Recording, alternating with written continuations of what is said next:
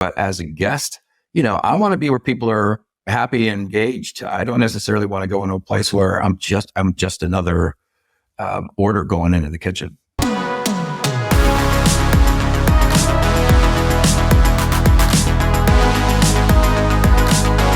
What's up, everyone, and welcome to the Local Marketing Lab, where you get real-world insights from industry pros to help you drive local revenue and local growth. This podcast is brought to you by Evocalize, digital marketing tools powered by local data that automatically work where and when your locations need it most. Learn more at evocalize.com. What's up, everybody, and welcome to the Local Marketing Lab. Today, joining us in the lab, we have a chef with over 35 years in the culinary space. He's an author of a bunch of books, including his latest, Be a Better Chef, a recipe for culinary leadership for the new kitchen culture. He's a culinary career coach, host of Chef Life Radio podcast, and co-host of the Turning the Table podcast. Chef Adam Lamb, welcome to the lab. Thank you, Justin. And sponsored by our good friends at Evocalize. That's right. Dude, I'm so excited to have you on the show. I know this is kind of an odd switch, having you being the podcast host and now you're the guest, but super excited to have you on.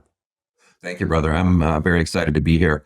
And especially talking about a subject that is kind of like at the tip of everybody's tongue right now. There seems to be a lot of conversation around marketing now that most restaurant operations seem to have found their legs again and are moving at breakneck speed. And of course, with the advent of AI, that's also something that everybody's talking about, even though they might not necessarily know where it fits in. So I'm really excited for the conversation. Yeah, for sure. Getting back into it, a lot of times I would imagine that folks are thinking, oh, I have to do everything all again, just start everything back up. And sometimes that can be paralyzing. What we like to do is just talk about, hey, if you're just to get started today, let's get started doing something, test into what works, because what you used to do may not work as well post COVID, and just kind of go from there. But I guess to kick things off, why don't you just start with telling us a little bit about your background and what keeps you busy? Yeah, I started washing dishes when I was 15 years old at the local restaurant where my dad hung out. He was a college professor, so it was kind of cool to see him in a different light other than the family dynamic. Turned out he was a pretty gregarious guy. Loved to talk to the waitresses. And that's, I was walking past the kitchen one night trying to put away all these dishes, and there were two cooks in the kitchen, both women. Her name was Artelia White. She had a gold tooth, and she would chat to everybody through the window. And the other woman was as thin and severe as Artelia was open and fun. And one night I walked past the kitchen and they were involved in this dance I'd never seen before. They weren't really speaking to one another. It was a very busy night, but they were moving back and forth between one another. And it seemed to be like this highly orchestrated symphony. And I stood there in the doorway and thought, whatever that is, man, I want to get me some. So it just seemed so beautiful. And so that dream of the dance is something that's been kind of kept me moving all the way through my career. I worked in restaurants, hotels, multi-entertainment complexes. I've done a back of the house, front of the house. I've worked as employees to big corporations, small corporations, mom and pops. I've seen just about all there is. And over the last, I'd say 3 or 4 years, I even got into the retirement home space, which was a revelation for me. I thought, oh my God, why didn't I do this years before? Because there's a whole different vibe in that environment. And the food is just as engaging as it would be anywhere else. So I've got a lot of experience underneath my belt. I speak a lot about health and mental wellness in the industry, drugs and addiction, corporate culture change management, and have landed on being a culinary career coach because that's what people were calling me and asking me about. I mean, it seemed like for my entire career, people were like, hey, how do you do this? How do you do that? How do I move up? How do I do this? And so I just decided to start doing that professionally, and it's been very, very rewarding. Very, very cool. Yeah, it's awesome to talk to people who get their start, with such passion and inspiration, rather than just being motivated to do something, just wanting to, striving to become the best at doing something like you did at such a young age is really cool to hear. I love that you have such a wealth of experience across all facets of the restaurant. Like you talked about front of house, back of house, basically everything from an operations standpoint. Given that experience and doing it for so long, what would you say is the most important aspect of local marketing? Well, I think you mentioned it at the very beginning of the conversation. We were talking about, okay, trying things, looking at your metrics, see what kind of return on investment that you're getting. I've been in the podcast space since 2014, and a lot of podcasters are out there marketing themselves across a lot of different social media channels. They think that, now TikTok's the new thing, or this is the new thing. I think what you have to do is you have to start with the content, create good content, and start out by just focusing on one or two social media platforms. Like currently, the wisdom is that most podcasters who are making a living doing podcasting focus on two outlets. That's LinkedIn and Facebook. That's it. They don't focus on Instagram, TikTok, some of the other ones out there. So it's really important to focus on what you do best. Some folks speak well. So, something like a short form podcast could work well. Some people write very well. Some people use images very well. So it's important to kind of stay in your lane and be where your potential guests and or associates are going to be, because part of the great thing about local marketing is that you can just as easily hook a young person who's looking for their next job or their next adventure, and just as much as a potential client or customer. And the cool thing is they're often related. So, I look at a lot of the toy companies who are marketing to kids, and they know that once the kids get hooked, they'll pull their parents in. So it becomes a symbiotic relationship. You're not just talking to one particular group of folks. Cool. Very good advice. Yes. With hiring being such a struggle that's ongoing within the space, it's so important to be, put yourself forward as like a solid brand, a fun brand to work for, more than just, what people might push out on marketing channels, to try to bring folks in that could potentially be come in to help grow your business, whether it's back of house, front of house, whatever it might be. Yeah, I'm a big advocate of folks using the technology that's right in their pocket. Their cell phones, and usually the camera devices on the cell phones are so advanced now. And I think one of the most important things is to be authentic. Any marketing that you're putting out there is really important that it's authentic to you, your brand, your values, and not to make it too polished. Most of the attraction on videos you see are behind the scenes, bloopers, people just having fun setting up and talking amongst themselves before the guests come in there. Sure, you can use static images. Static images have a place, but I think for most people, the engagement rate on video is so much higher than just static images. I would agree. Yeah, the majority of learners are visual learners. People just process process information visually. That's why, as a marketer, it's like that's typically where we go first, is to develop the things that look good. You always hear a picture's worth 1,000 words. Just imagine what a video's worth if you're able to showcase your process within your unit, or something about highlighting your people, whatever it may be. Video's where it's at. And taking a tip from some of the other emerging technologies out there, there are 3 or 4 different companies that come to my mind that are focusing on short form videos as training materials, as a way of kind of engaging with, I hate to call it like the new generation, because it seems like several generations, everybody's, it started out with the millennials, everybody talking crap about the millennials, and then Gen Zs and Gen Xs. And I think every single one of those quote unquote generations have had something to teach us, as kind of like I would consider myself, not necessarily a dinosaur, but certainly an elder in the space. And thinking about starting when I was 15 years old, let's put me around 50 years now, being in the industry, if you can believe that. And every single time to be able to shut up and listen, ask really great questions and then shut up and listen. to these associates, very often they'll be a great source of information about where you should be, the type of stuff that they're watching, as a great way of kind of informing what type of content that you want to put out. Exactly. And like knowing your audience is so important. If you're trying to access new audiences, it's important to have a testing mindset so that you can constantly test new things, because what may resonate with your audience 5 years ago may shift, as kind of demographic shift or taste shift. It's important to be able to recognize that and create content that resonates with your segmented audience. Right. I think, one of the old adages was, if you're a restaurateur and you've been open for 5 years, it's time to do a complete remodel of your facility as a way of continuing to engage your customers. And you may not be doing a complete rebrand, but just a way of freshening up the space. So why wouldn't you be doing that using that same type of philosophy when it comes to marketing? Direct mail used to be a thing.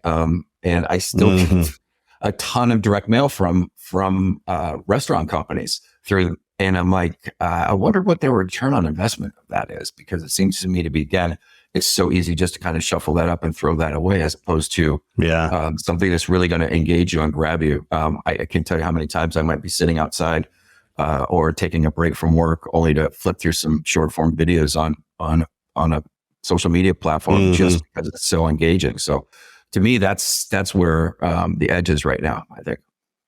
Yeah, for sure. Kind of pulling on that thread, is there something specifically that you've seen that's worked really well from a local marketing standpoint?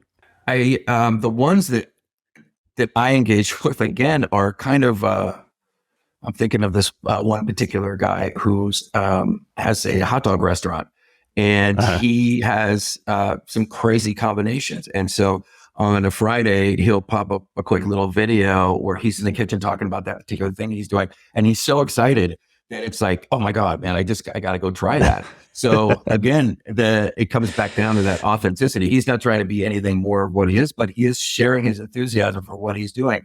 And someone might say, well, it's a hot dog. Yeah, but he's kicking butt, man. I mean, if it got me and I was local, I would definitely be on the road down to him for sure. Yeah, for sure. Yeah, you never know what's gonna stick until you just try things out. Yeah, I love those outtake shots of like people, talking about how fun it is to work there and stuff like that. To me, that's not only does that engage me as a prospective associate, but as a guest, I want to be where people are happy and engaged. I don't necessarily want to go into a place where I'm just another order going into the kitchen. Yeah, no, I 100% agree with that. Mm-hmm. For those who are struggling, at the local level to drive traffic, to drive engagement, what's a suggestion that you could give them, something they could start doing today or this week to start turning that around? Again, I think first off, I'd have to say congratulations, because it takes a lot of courage to take a look at what you're doing and considering, is it working or not? I think the tendency is like sticking to your guns, and because you might think that that this best represents your brand, or I can't be frivolous on the video or any kind of stuff like that. So I want to say congratulations and thank you for your courage at like taking a look at maybe something that's not working for you. And number two, I would say the first where I would go always is to my associates and say like, what are you guys watching? What's really engaging for you? And use them as a way to kind of inform what's going on. And I would look at, are you being true to your brand? Are you being true to your core values? And does your personality come through in what you're doing? Because again, I think, yes, the one thing about the end of COVID is everybody came back to the restaurant because they were so desperate for that human connection. And now that they're now that they kind of have that, I think what has to come through now is that authenticity of the brand and what you represent as the brand as well. So be willing to be a little goofy and being willing to play with maybe funny short form videos as opposed to anything that's trying to be too serious about, what you do and what you represent. And I would also caution against passion, because even though everybody likes to say, oh, you're so passionate about what you're doing. That can also be a double-edged sword. So to be kind of neutral in your viewpoint, and not so attached to the outcome, I think is really important, because if you're not getting the engagement that you want, then maybe that kind of knocks you in the ass a little bit, and maybe you don't do anything because you're like, oh, well, what's the point now? As opposed to maybe changing it up. The last thing I would say is look at your competitors in the market. Look at what they're doing. Subscribe to their channels. And if you see, say, a short form video that's got a lot of views, you can reverse engineer that to your brand. Imitation is the greatest form of flattery, but if it's working for somebody, it's bound to work for you. And there's probably just a few elements that maybe might not necessarily be present in what you're producing. Like, is there a good hook? After the good hook, is there a great summation? Are you actually bullet pointing this stuff? And then there's all the technical stuff as far as creating these little short form videos. But I would say those are kind of like probably 3 or 4 points that someone could actually start looking at right now and go, well, what do I got to lose? What have I got to lose? Yeah, there's some really good examples. So the ones that come to mind. So I had Troy Hooper on a couple episodes ago, and he gave a shout out to this company, Cup Bop, and they have really funny, engaging TikTok videos, and their followership is pretty big, like relative to what you would expect from a restaurant. The other one, this guy cracks me up. I see stuff every day. I followed him just because his content was so funny and engaging. Paul Tran over at Roll 'em Up Taquitos. So many funny memes. I swear. I'm like, how do you think of all these things? And it's like new memes coming out consistently. Yeah. And they're all very good, very engaging. And as a result, his audience is very, very highly engaged. So humor is something that is definitely, worth testing out if you haven't tested it. Yeah. And to your point, I think because we invest so much of ourselves emotionally and physically into the work that we do in food and beverage operations, that sometimes we take ourselves too seriously, man. And and while that might be, a point of pride amongst other professionals, like think back to all the chefs who brag about how many hours they're working, like they're in the grind, up doing it, baby, regardless of how much they're getting paid per hour, which is kind of goes back, beware of the passion thing. But when you start taking yourself too seriously, then you come across as inauthentic, and nobody really wants to waste any time with that. So funny is, I think, completely underrated as far as a marketing technique, for sure. And if you look at the strength that it can give a brand, think of the industries like insurance, where it's relatively it's just a commodity what you're delivering, but the brands, they really differentiate themselves based on humor. It's like bringing something to the insurance space that you would have never otherwise expected. You can think of Flo. You can think of the guy with the emu. I mean, they're just poking fun. They're poking fun at themselves, which again is a very endearing quality to a potential customer. It's like, if they're willing to kind of make fun of themselves, then why wouldn't I give them my money, for sure? Exactly. No, very, very good advice. I think too, just to kind of add to that, Chef, is if, a lot of times people with the conversations like this, we're giving good tips or whatever, but they might think, oh yeah, well, I don't really have the time, or, it just takes so much. It's such a heavy lift, but I would suggest just try something, just stand something up. It could just be something, like you said, authentic, unedited. Just show a video of a process in the back of house and prep on some meal, and just see, what the engagement looks like. And then you'll be able to kind of go from there, but start. Yeah. And there's, all kinds of technological workarounds. One of the easiest video editing apps to have on your phone is CapCut. And you can take a piece of short form video in CapCut, and there's a small learning curve, but the fact is you can create this really highly engaging video with great little cuts, relatively easy, and probably less than 5 minutes to do, a minute long segment, and you can have that up. And as a testing device, right? So to be able to just look and see if that's got any engagement, if it's got any drag. And one of the other ways is to use Ask the Public, which is this really cool really cool. It's kind of Like it's a a search visual. tool. Yeah, but it makes it into this huge split off of like what are the questions that people are asking about that, and use the Mm-hmm. question as a way to start your hook. And so Mm-hmm. it doesn't cost any money. Quora is a great place to search for questions about particular cuisines and stuff like that. And it could be something that's on your menu that someone has a question about how they make it. And dude, you want to talk about traction? Yeah, you get that as behind the scenes, like showing, okay, this is the way that we're going to do it. Because there's lots of guys and gals out there who are doing little cooking videos where they're mimicking making a particular product from a restaurant in their own fashion. How cool would it be to Mm-hmm. like to grab that power back and say, well, this is actually how we're doing it, right? Yeah.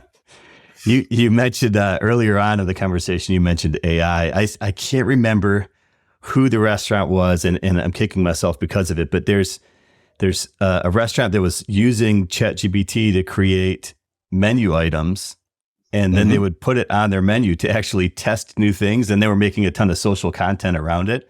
There's actually some really funny stuff they were cranking out. Is like the example I'm giving was around sushi rolls.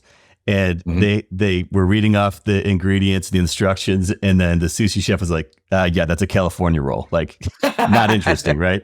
But then finally it got to something that was new, and they made it, and it was actually really tasty. And of course, in the video, the sushi chef was like, he enjoyed it, but I was like, it's garbage. But it was really entertaining content. I wish I would remember the name. Yeah, and there's oh my gosh, I mean, if you watch any short form videos on Facebook or any of the other ones, there's a ton of videos around cutting edge AI tools. I actually used ChatGPT 4 to create a authentic Asian menu for one of our episodes on Journey to the Table, because I just wanted to see like, okay, how is it? And actually showed it on the screen. It was like crazy, these items that they were bringing up. And there was one that I thought, like, I got to try this, man. Just it's like I said in hopes, because it looked so good. And given the idea that these AI engines are generative, meaning they're trying to figure out what the next word is in the phrase. That's why they come across this idea that ChatGPT is actually hallucinating. But if it's not continually referencing all the information that's on the internet, it can cannibalize itself. So in a vacuum, the systems don't necessarily work very well. But if you consider that ChatGPT is created to have a conversation with the user as a continual thing of like helping to refine it, just don't take the first thing that it pops out, but just keep trying it. I mean, after all, these tools are not going to replace human beings, but they might replace a human being that's not using it, right? Yeah, that's true. Yeah, that's true. Yeah, they really. I just look at them as it just amplifies what you're doing. So if garbage in, garbage out. If you're putting a lot of garbage in, it's going to give you a lot of garbage out. But if you take the time to put the right inputs in, it's going to accelerate your outputs exponentially to where you'd think that the social content that you're creating and you have an entire team creating, but in reality you don't. It's really incredible. Yep. So real quick, Chef, who would you like to give a shout out for doing something really cool or interesting or engaging from a local marketing perspective? A local marketing express. Oh my gosh. That's a really good one. And I don't necessarily know if I have an answer about that. I can edit this part out too if we need to. Yeah. Is there anyone you guys have had on? Oh, how about like Wow Bao? You guys had them in the show recently? Yeah, I would say out of anybody that we've interviewed on Turning the Table, I think Jeff Alexander from Wow Bao, they've done an incredible job at saturating their markets with their brand. And not only have they done it through great local marketing, but they've also done it almost bootstrap guerrilla style. I think the biggest piece that came out of that was Jim, my partner, Jim Taylor, asked him a question and he said, well, we act as if we don't have any money. So a lot of the stuff very early on was them packing up a bunch of meals, taking them down to the Apple store when the Apple store first opened up, because they knew that the people working there weren't going to get a chance to have lunch. So like filling up a van of their bows and taking it to the local university and giving them away. So they've done a really strong job at not only guerrilla style marketing, at making sure that people recognize not only the brand, but what's actually involved in the brand, that bao. That every time anybody ate one, they would go up, wow, wow, wow. As a matter of fact, I was in an airport the other day and saw a person walking past with a wow bao bag. And I'm like, look at that. So I think they're doing an amazing job. And plus they're doing a great job of expanding their businesses in different verticals. So they're not resting on their laurels at all. And they're thinking of some really creative ways to get their product out in front of people. Yeah. I've seen their, I think it was a video from NRA where they were showcasing the machines, the kiosks that they have that crank out the piping hot bows. I'm like, man, that's a pretty good idea. Yeah, it was amazing. I mean, incredible. Basically all you need is a steamer and you can sell the product. So that was kind of their thing. And not every food and beverage operation is going to be able to position themselves that way. And the other thing that I think is really important right now is for everybody to have the courage to niche down. I think the future of the restaurant industry is going to be such that the more you're niche down into what you really do very, very well, is going to carry you a lot longer or a lot farther along towards your success than having a menu that's full of, say, a little bit for everybody. Well, the problem with that is, when you try to please everybody, no one's happy. So to be known for the best hot dog, known to be the best taco, known to be the best bao. I mean, those things are really incredible and can form the basis of a really superior marketing strategy moving forward. Because again, you're not trying to please everybody. And if you're doing a great job, those customers would be raving fanatics and will tell everybody about them. Yeah. Or they will tell anybody because they don't want anybody. They want to make sure that they have a table, right? They don't want to have to wait for a seat. It's interestingly enough too, like you pare down your menu and be more focused on niche. It's like you're also cutting your operating costs, cutting down all the food that you have to store. I mean, it's the ingredients, the spoilage, you're getting rid of all that stuff. And it's just like, so you're cutting your costs and you're driving more traffic and you're driving more business. It's a win-win. Yeah. I think that's ultimately where the industry is going to find its sweet spot. And there's probably more shakeout from COVID and the lockdown and it's yet to happen. And the operators that have been more courageous about trying different things, to your point, Justin, just getting out there and trying something, I think are way ahead of the curve. And those are the ones who are going to continue to try different things. I mean, the other person that I probably have to shout out is Sean Walchef, because I've never seen anybody saturate a market like him, man. I mean, he is constantly talking about his brand, what they do to differentiate themselves from everybody else. I don't live close enough to try it, but I can't wait to go. Jensen Cummings is also another person who I really admire as far as the space is concerned. And, I think, marketing can also, those of us that are in the service providing space can also learn a lot from these marketing ideas as well, because again, how are you differentiating yourself from everybody else? And are you actually talking about the problems that people are having in such a way that you can allude to the fact that you actually have a solution for that? And I think, on the other hand, restaurateurs need to start looking at that as well. I mean, if you're looking for the best taco, you got to come here, man. If that's what your Jones is, then you got to come and check this out. Yeah, for sure. For sure. Yeah, those are all great shout outs. Those guys are on fire. Like you said, Sean is all over the place, man. And he's such a gracious, just good dude, wanting to help everyone succeed. Just incredible human being. So I give a shout out to Sean as well. And Jensen's great too. Lots of great, solid content coming from him as well. Like really interesting stuff. Yeah. So I guess as we kind of head into wrapping things up, Chef, you mentioned how Wow all they need to do is steam their food. They just need a steamer. Well, I've also heard from the grapevine that you love a good steam and love a good sauna.